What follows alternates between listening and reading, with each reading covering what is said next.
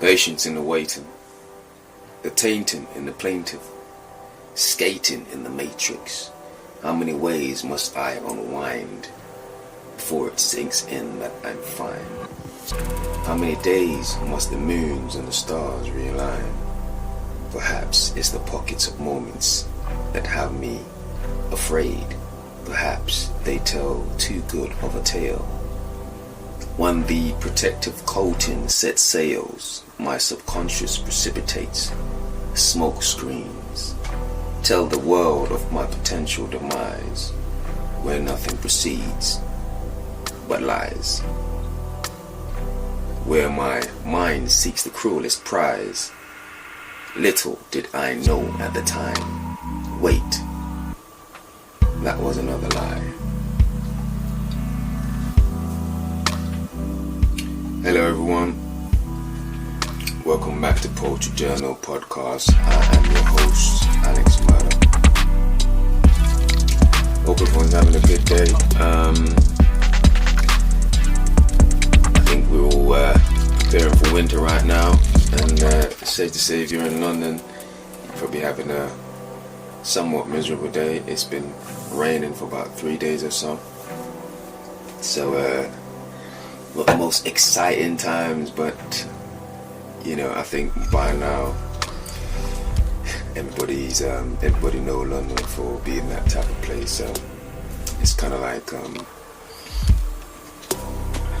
it is what it is. You just take it for what it gives you. Okay, that was a quote I wanted to speak about today. As you know, I like to go through it 2 times, so here goes the second. Hope you can relate, I hope it resonates. Here we go. Patience in the waiting, the tainting in the plating, skating in the matrix. How many ways must I unwind before it sinks in that I'm fine? How many days must the moons and stars realign? Perhaps it's the pockets of moments that have me afraid. Perhaps they tell too good of a tale. When the protective coating sets sails, my subconscious precipitates smoke screens. Tell the world of my potential demise, where nothing perceives the grind but lies, where my mind seeks the cruelest prize. Little did I know at the time. Wait, that was a lie. And I think it's quite easy to kind of get the gist of where I was trying to go with this. And it's more, when we embrace things that, or embrace situations where we know it's not the truth, or it's kind of like it's an illusion, and it serves us at the time.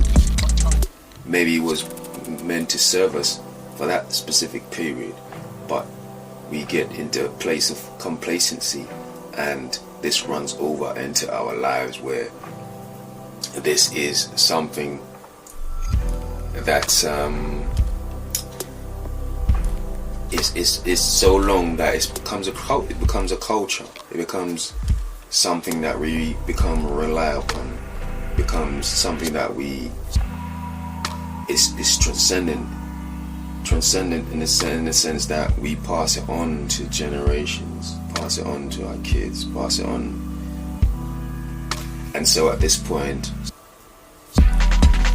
it begs that question: are we really past? Is it really? I want to be careful with this because there's a lot of things in my mind, but sometimes it's just like, yes, we mean the best, and we want the results to be good, but at the same time it's just like, when something it never really started out with. It never really started out in the most pure of situations. Is it, like, for example, like I'm saying, is it a culture? Is it a good culture? Is it a culture that we can utilize indefinitely? Or is it like a curse? Do you get what I mean? Because things that run for a prolonged period, and you know what, they pass their expiry date, but we still embrace them as if they still mean the same thing. And then you get to a point where it's kind of like you're no longer eating something of quality or something that will build your body up. You're actually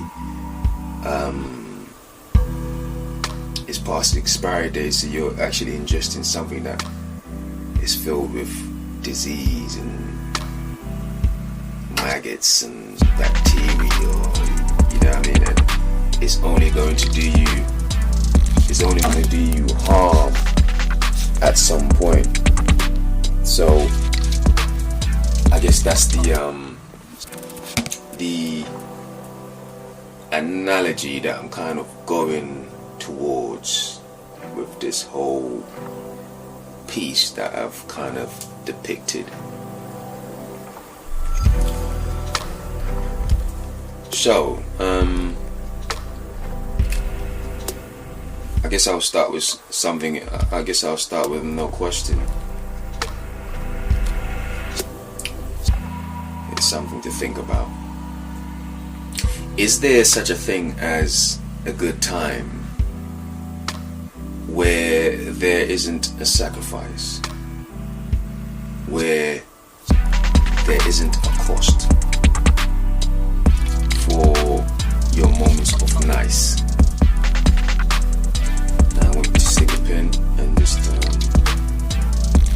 ponder about that one. Is there a limit to ignorance where we finally decide to draw the line?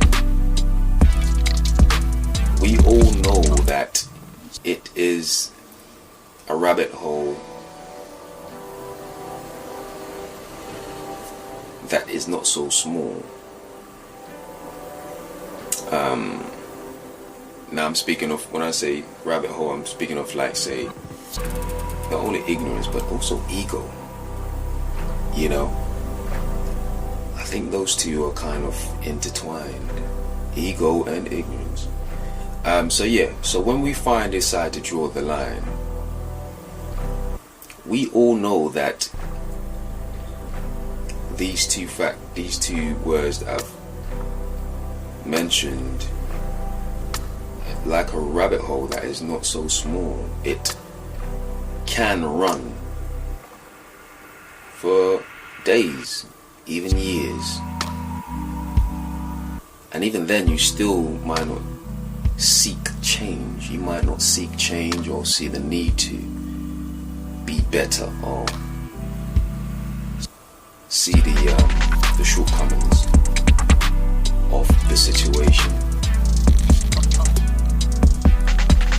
I believe we have built a culture from scraps that heaps. To begin with, we have made it into something that is gold dust and still it shines. Speaking of the culture, the black culture, or descendants of slaves, my community, the black community, this begs the question: can the old and the inefficient exist with the new and effective? Now this is one that this question is one that you can kind of, it doesn't necessarily have to have an answer. I'm still working to find balance between these two factors, between the old and ineffective and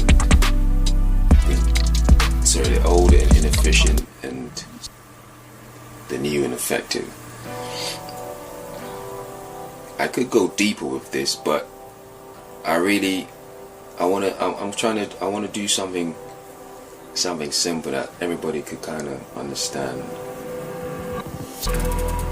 With this example, I had a conversation with someone the other day about food that we ingest within the community, the black community, my community. I'll specifically speak on my own culture. Jamaican born, grew up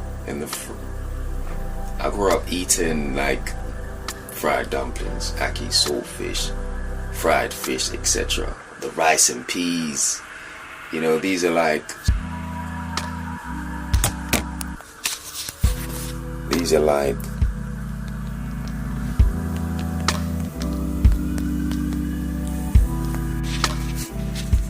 are like soul food for this is basically like soul food. When you really think about it,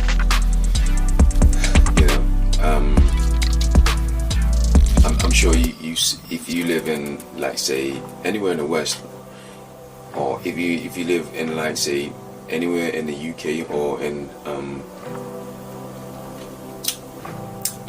US, if not in the Caribbean, I'm sure you've heard the saying where it's like too sweet, or you've seen a shop like that or something like that, where it's literally that type of situation when it comes to the food. However, if you're somebody that pays attention as I do,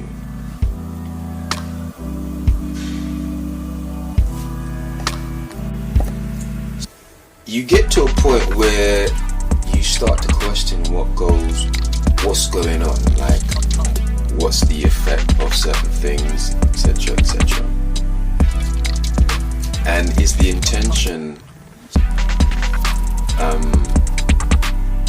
or is the effect, are the results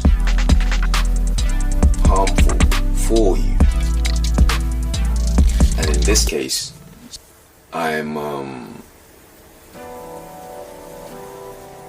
must say, though, there's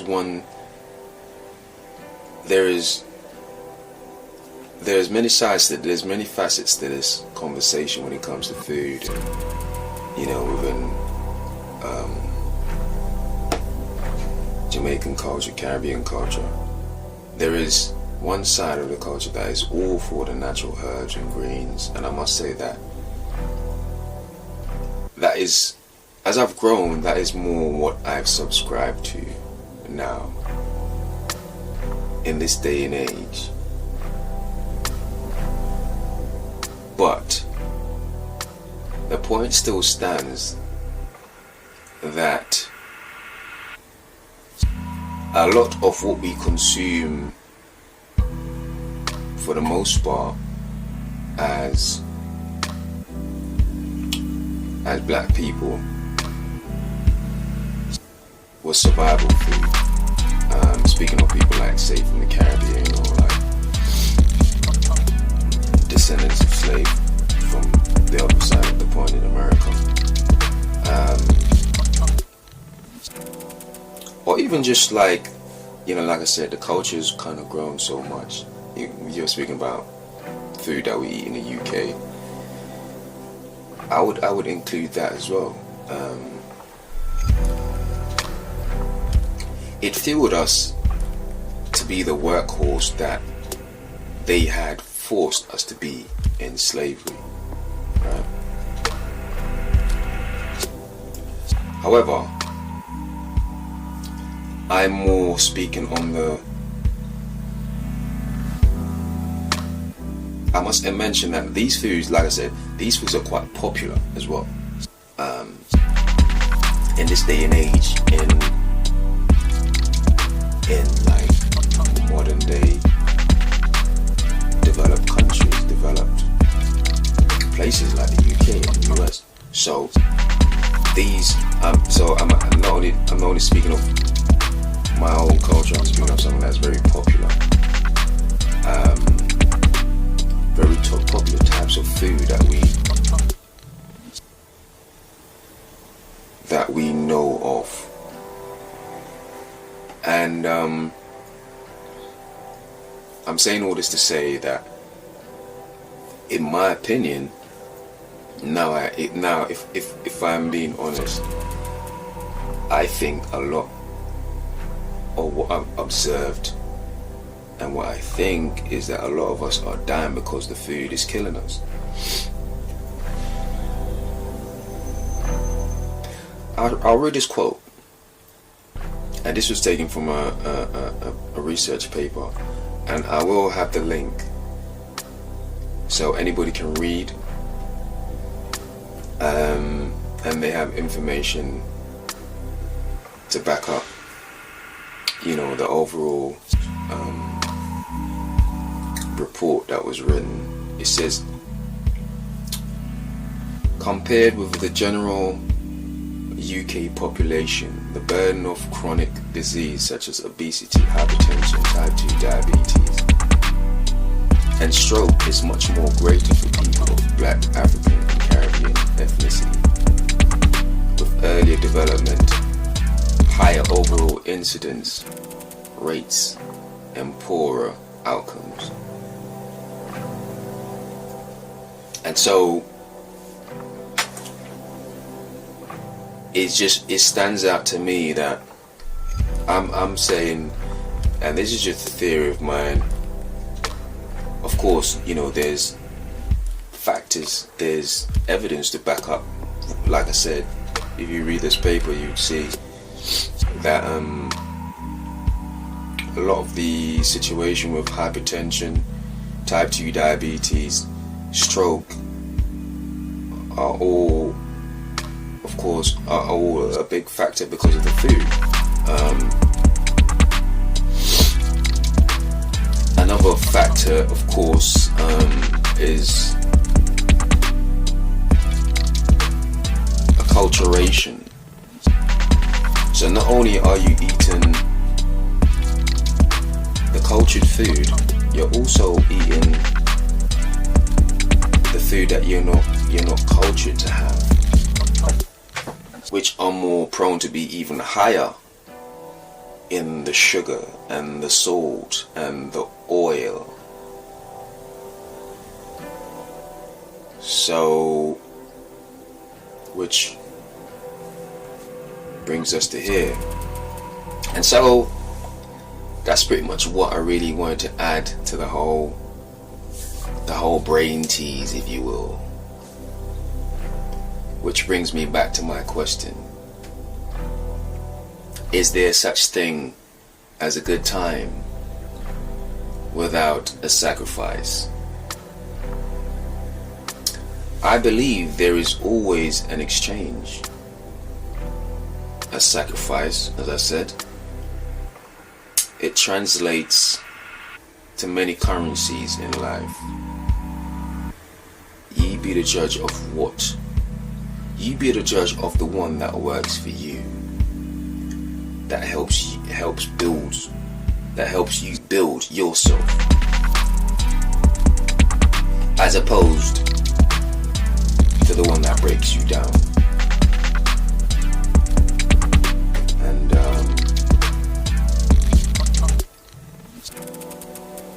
I'm going to leave it there, and I want to say appreciate everyone for listening in on what I have to say, and thanks for the support. And of course, as you know,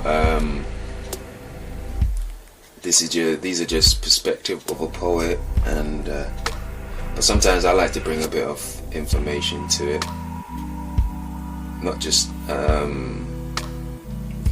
I pay attention regardless, but sometimes I like to bring a bit of information to what sometimes inspires my thoughts.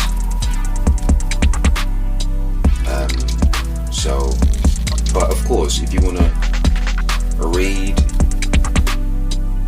because these information that I read, like the pieces, the quotes I read, they're just clips